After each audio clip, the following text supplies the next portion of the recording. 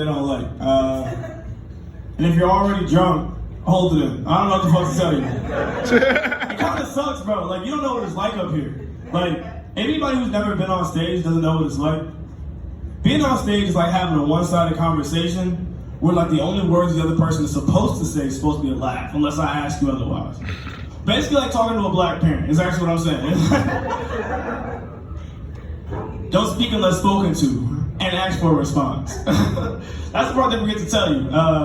Growing up in a black household, mom always said, you're supposed to be seen, not heard. Which, first off, fucked up saying, right?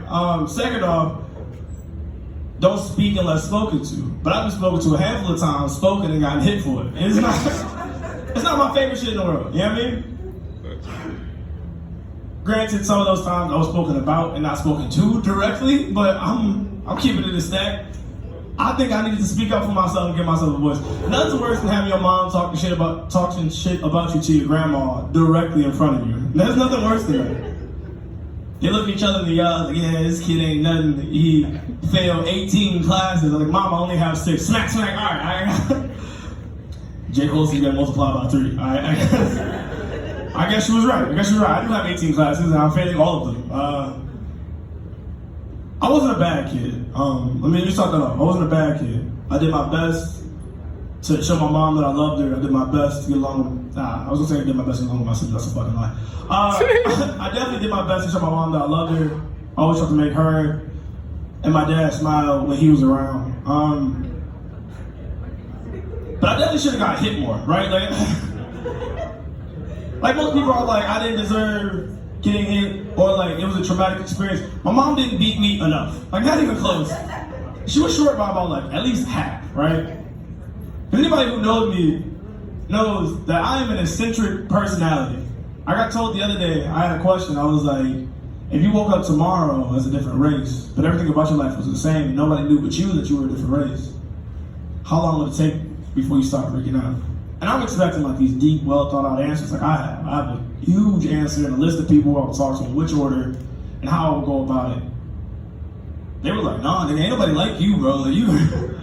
My roommate looked over me, he's like, you're so weird, I know it's you off rip. He's like, the second you try to bite my face, I'd be like, what the fuck, bite your face? Moral of the story, if you're gonna be my friend, you gotta protect your face, is what I'm trying to say.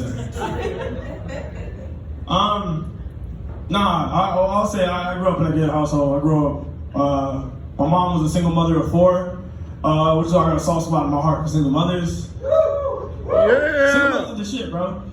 I once saw a single mother on Mother's Day at my job go out with her kids and then buy them extra shit. Like, they were getting like extra milkshakes. They get refills on milkshakes. No, milkshake refills ain't free. All so her kids can feel like they did her justice on her day, on Mother's Day, man. Because it was like 10. I was like, that warms my heart. That also means she's single. And that's when I realized I'm not a good person. Like, I deep down, I'm just like goofy, funny exterior. Deep down, I'm a villain. I'm not an Avenger level threat villain. Like, I'm not trying to kill half the world. I do know a couple people who can go without breathing. I will say that. In your mind right now, I bet you can only name 3 people. You're like, if he didn't breathe tomorrow, I wouldn't care. I would ask you to list them, but again, we got a lot of people today, so I'm not gonna go to that.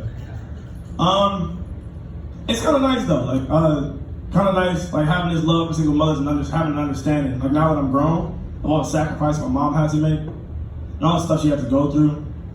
But I also say that that's part of the reason why I'm a villain. Like that's part of the reason why like I'm such a bad guy, is because like in my heart, I know that a single mother goes through a lot. And I understand it's a stressful job and it's thankless. At the end of the day, you just wanna sit down and relax and find a way to decompress from all the stress you're going through. Now, the reason why that makes me a villain is because I know single mothers out here drinking need somebody they can decompress on. And that's where my villain arc begins, you know what I mean? Like, you need somebody that's just gonna give you a quick back massage and break your whatever. Whatever needs to happen is what I am for single mothers, you know what I mean?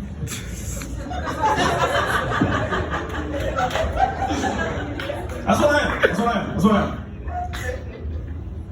Or aunties with no kids. Whichever one you prefer. Hey, shout out to aunties with no kids. You weekend single mothers, you. You're a single mom, but only on the days when they want to go to the beach. That's what you are. You're a single mother with a little bit more money in your pocket. And I love you all. You're close to my heart as well. It's great. Nobody talks about the aunts, bro. These aunts and these uncles with no kids, bro, they be out here being single dads and mothers for weekends at a time. they get that day or two. Which, we gonna go sleep over at Auntie Jen house. Yay! We gonna have a good time. We all had an aunt growing up where we was like, yeah, we gonna go over her house. She got money. She always buy me good snacks. Her cereal cabinet not all like cornflakes. it's not all bland, no name cereal. I just tell you what's in the box. Sugar cereal. That's what I said. She got the name brand shit. She got ice cream. Unbeknownst to you, because she's got nobody else to pay for it. So after she gets done taking care of kids for 2 days, as a bartender, which most of y'all already know, but I'm reiterating because I'm in film and you at home don't know, I'm a bartender, right? So when she comes out to the bar, she gonna need somebody to talk to about it. And I'm just saying, I'm there for them. I'm for them. Actually, no, I was gonna say what I hope my aunts have, but I hope they never had that. That shit's gross. That shit nasty. I don't like that at all. We still having a good time tonight? Oh, yeah. Oh, you can stop recording now. I'm